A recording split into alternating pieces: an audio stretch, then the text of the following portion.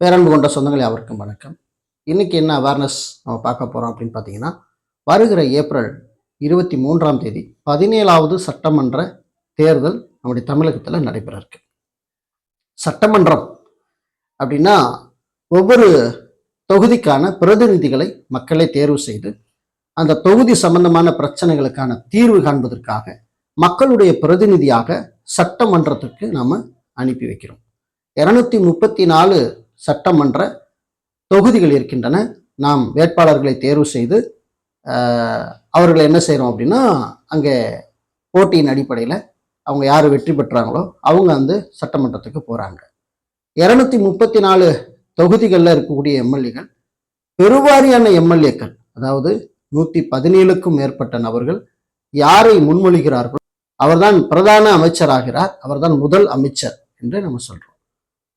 இந்த முதலமைச்சரின் கீழே சட்டமன்றம் இயங்குகிறது. இதுல சட்டமன்ற உறுப்பினருக்கான பணி என்ன அப்படிங்கிறது நம்ம எல்லாருக்கும் தெரிய வேண்டியது அவசியமா இருக்கு. சட்டமன்றம் என்ன வேலை செய்கிறது அப்படின்னா, முதல்ல மக்களுக்கான தேவைகளை, ஒட்டுமொத்த தமிழகத்தில் இருக்கக்கூடிய மக்களுக்கான தேவைகளை சட்டமாக ஏற்றும் போது, இந்த சட்டத்தை வடிவமைப்பது, இந்த சட்டத்தை ஒப்புக்கொள்வது, இந்த சட்டத்தை ஏற்பது, இது எல்லாமே வந்து சட்டமன்றத்தில் இருக்கிற உறுப்பினர்கள், பெருவாரியான உறுப்பினர்கள் ஆதரவின் அடிப்படையில் தான் இங்கு நடைபெறுது. ரெண்டாவது என்னன்னு பார்த்தீங்கன்னா, பட்ஜெட் தாக்கல் பண்றது, நிதிநிலை அறிக்கை தாக்கல் பண்ணுவாங்க. இப்போ ஒவ்வொரு பணி செய்வதற்கும் இப்ப நிதி அவசியமானது. இப்ப வேளாண்மை துறைக்கு எடுத்துக்கிட்டோம்னா, வேளாண்மை துறைக்கு இந்த 2025-26 நிதியாண்டிற்காக இன்னென்ன வேலைக்காக, இந்த வேளாண்மை துறையில இன்னென்ன பணிக்காக இவ்வளவு நிதி ஒதுக்கப்படுகிறது என்று நிதித்துறை அமைச்சர் அதை சட்டமன்றத்துல வாசிச்சு காட்டும் போது அதற்கு ஏற்பு அல்லது எதிர்ப்பு, இந்த ரெண்டு விஷயம் இருக்கணும். அதுல பெருவாரியான சட்டமன்ற உறுப்பினர்கள் ஏற்பு செய்யும் போது அது என்ன செய்கிறது அப்படின்னா, அந்த பட்ஜெட் ஏற்றுக்கொள்ளப்படுகிறது. ஸோ இங்க நமக்கு தெரியும், 117 பேருக்கு மேல ஒரு சட்ட முன்மொழிவை ஆதரவு தெரிவிச்சாங்கன்னா அதுக்கப்புறம் அவங்க சைன் போட்டு கவர்னருடைய ஒப்புதலுக்கு போகும். கவர்னருடைய ஒப்புதல் அடிப்படையில் அந்த சட்டம் பாஸ் ஆகும். அதே போலதான் இந்த நிதிநிலை அறிக்கை. இந்த நிதிநிலை அறிக்கை பெருவாரியான நபர்கள் இதுக்கு ஒப்புதல் தெரிவிச்சிட்டாங்க அப்படின்னா அந்த நிதியை கவர்மெண்ட்டை விடுவிச்சு ஒவ்வொரு துறைக்குமான வேலைகளை செஞ்சு கொடுப்பாங்க. மூன்றாவது பணி என்னன்னா, கேள்வி நேரம் என்ற ஒரு கேள்வி நேரத்தை சட்டமன்றத்துல வைப்பாங்க.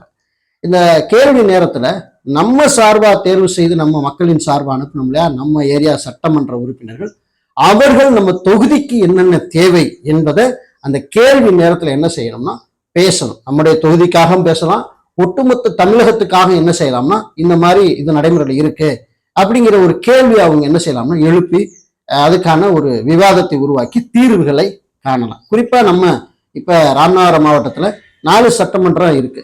இந்த 4 சட்டமன்ற உறுப்பினர்கள் ஒன்று சேர்ந்த நம்முடைய ராமநாதபுரம் மாவட்டத்திற்கு இன்னது தேவை என்று அவங்க ஒற்றை குரலிலே கட்சி வேறுபாடெல்லாம் கடந்து அவங்க பேசினாங்க அப்படின்னா நிச்சயமாக நம்முடைய மாவட்டத்திற்கான ஒரு தீர்வு, நல்ல தீர்வு, அதாவது ஒவ்வொரு துறையிலும் நல்ல தீர்வு கிடைக்க வாய்ப்புகள் இருக்கு. ஏன்னா இவங்க பேசுறாங்களா, நம்ம சட்டமன்ற உறுப்பினர்கள் சட்டமன்றத்துல போய் பேசின நிகழ்வுகளா நம்ம பார்த்துருக்கிறோமா, ஆமா பார்த்தோம் அப்படின்னு சொல்றவங்க இந்த வீடியோக்களை கமெண்ட்ல போடுங்க. இல்ல பார்க்கல, இதுவரைக்கும் இங்க எம்எல்ஏ போய் சட்டமன்றத்துல பேசினதா நாங்க பார்த்ததே இல்லை அப்படின்னு சொல்றவங்களும் நீங்க கமெண்ட். ஆனா அதுதான் அவங்களுடைய பிரதான ஒரு வேலையா இருக்கு.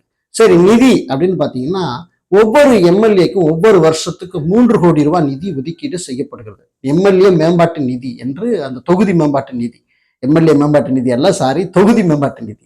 இந்த தொகுதி மேம்பாட்டு நிதிக்கு அவங்க என்னென்ன பண்ணணும் அப்படின்னு பாத்தீங்கன்னா, குடிநீர் வசதி, சாலை, பள்ளி கட்டிடங்கள் மேம்பாடு, சுகாதாரம், இது போன்ற சேவைகளை, மக்களுக்கு அத்தியாவசியமான தேவைகளுக்கு அந்த பண்டை என்ன செய்யலாம்னா பயன்படுத்தலாம். குறிப்பா ஒரு எம்எல்ஏ இருக்கக்கூடிய பகுதியில எஸ்சி எஸ்டி மக்கள் அதிகமா இருந்தாங்கன்னா அவங்களுக்கு முன்னுரிமை கொடுக்கணும் அப்படிங்கிறது சட்டம் சொல்லப்படுகிற ஒரு முக்கியமான கவனிக்கக்கூடிய ஒரு விஷயமாக கூட இருக்கு.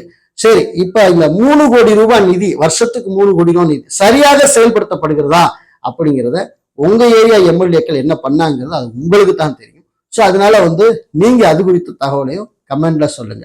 ஒரு மெம்பர் ஆஃப் பார்லிமெண்ட் எப்படி ஒரு எம்பி தன்னுடைய ஒட்டுமொத்த இந்தியாவுக்கும் அவர் ஒரு கேள்வி எழுப்பி தன்னுடைய தொகுதிக்கு, பாராளுமன்ற தொகுதிக்கு குரல் எழுப்புகிறாரோ, அதே போலதான் இவர் வந்து என்ன செய்யணும் அப்படின்னா, இந்த சட்டமன்ற உறுப்பினர் தன்னுடைய சட்டமன்றம் கூடும்போது அவருடைய தொகுதிக்கான ஒரு குரலை எழுப்பி அதை நிதியை வாங்கி அதை என்ன செய்யணும்னா மக்களுக்காக பண்ணி கொடுக்கணும். அதே சமயத்துல இந்த 3 கோடி நிதியில வந்து எல்லா வசதிகளையும் பண்ணி கொடுத்துட முடியுமா ஒரு எம்எல்ஏனால அப்படின்னா முடியாது. ஆனா இவர் குரல் கொடுக்கும் போது என் தொகுதிக்கு நல்ல தேவைப்படுது என்று சொல்லும் போது அரசாங்கம் அதற்கென்று என்ன செய்வாங்க, நிதி ஒதுக்கி அதை என்ன செய்வாங்க அப்படின்னா அந்த வேலையை செய்து கொடுக்க நிச்சயமாக அதை கவனத்துல எடுப்பாங்க. செய்யறாங்கிற ஒரு எம்எல்ஏ பேசும்போது அது கருத்துல எடுத்துக்கொள்ளப்படும்.